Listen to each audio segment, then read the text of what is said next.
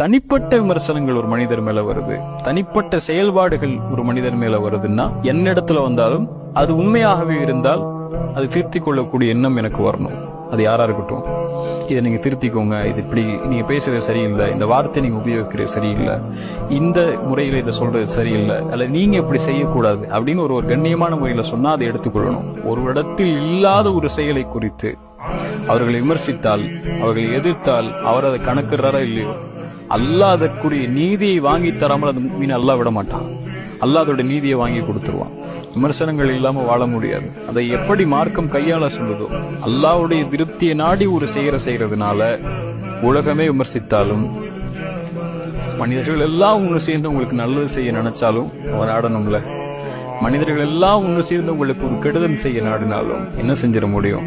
அவன் ஆடணும்ல. அல்லாஹ்வுடைய திருப்தியை கொண்டு போகக்கூடிய நேரத்துல உலகமெல்லாம் எதிர்த்தாலும் தூக்கி போட்டுருங்க. துத்தில் முல்க மன் தஷா வ தன்சிஉல் முல்க மிம்மன் தஷா வ துஇஸ்ஸு மன் தஷா வ துதில்லு மன் தஷா. நாடியவர்களுக்கு கண்ணியத்தை கொடுப்பான், நாடியவர்களை இழிவுபடுத்துவான். இன்னல் இஸ்ஸத்து லில்லாஹி ஜமீஆ. அல்லாஹ் கொடுக்கக்கூடிய கண்ணியம் அது. அல்லாஹ் அதுல உங்களை உயர்த்திக்கிட்டே இருப்பான். ஃபலா யஹ்ஸுனுக கௌலுஹும். அவங்களுடைய வார்த்தை உங்களை ஒருபோதும் கவலைக்கு உள்ளாக்க வேண்டாம்.